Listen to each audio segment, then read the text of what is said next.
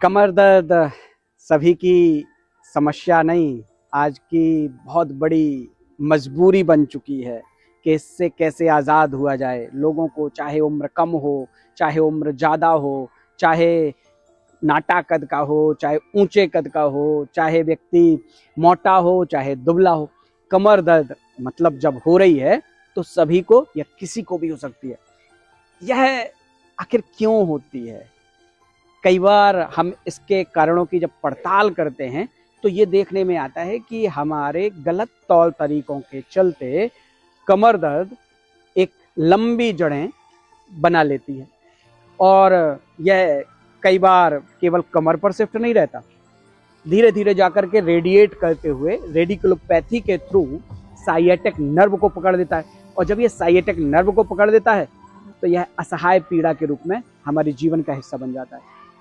इसके अमूमन जो कारण होते हैं वह होते हैं गलत तरीके से एक्सरसाइज या लंबे समय तक किसी ऐसे पोज में बैठा रहना जिस पोज में बैठे रहने के बाद हमारी कमर अकड़ जाती है।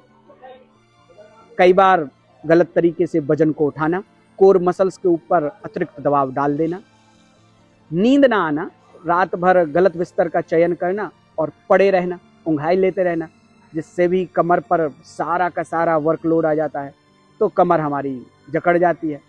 कई बार माताओं बहनों के साथ देखने में आता है, जब वो घरेलू काम करती हैं तो अचानक से गीले कपड़ों से भरी बाल्टी उठा लेती हैं।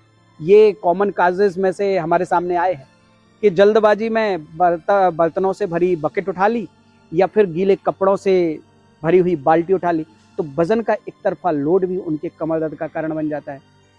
खाना का भी सही समय पर ना लेना, अगर आप खाली पेट लंबे समय तक रहते हैं तो भोजन शरीर को जब नहीं मिलता है तो न्यूट्रिएंट की कमी के कारण भी कमर दर्द स्थायी रूप से जगह बना लेता है। एक्सीडेंटल केसेस, कई बार कमर के बल हम गिर जाते हैं, हम उसको समझ नहीं पाते हैं और यह धीरे धीरे शुरुआत में तो उतना दर्द नहीं रहता, लेकिन एक धीरे धीरे प्रक्रिया के अंतर्गत यह लंबा हिस्सा हमारे जीवन का जकड़ लेता है और कमर दर्द सुप्तावस्था में पड़े रहते हुए एक लंबे समय बाद फिर से हमें पीड़ा पहुंचाने लगता है। इनसे बचने के लिए क्या जरूरी एहतियात है? साथियों, बहुत आसान तरीके हैं कि जब हम एक ही पोजीशन में लंबे समय तक बैठते हैं तो हमें इससे बचना चाहिए। एक मंत्र आता है योग में, स्थिरम सुखम आसनम। किसी भी आसन में उतनी ही देर तक आप बैठें जब तक वह आपको सुख की अनुभूति करा रहा है। मतलब जैसे ही आपको पीड़ा होने लगे, जैसे ही आपको तकलीफ आने लगे, वैसे ही आसन की पोजीशन को बदल दें। यानी कि आपको ऐसे बैठे बैठे तकलीफ होने लगी तो आप तुरंत आसन को बदल दें और दूसरी पोजीशन में चले जाएं।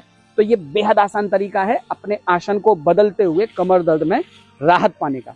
दूसरा तरीका है योगासन और व्यायाम।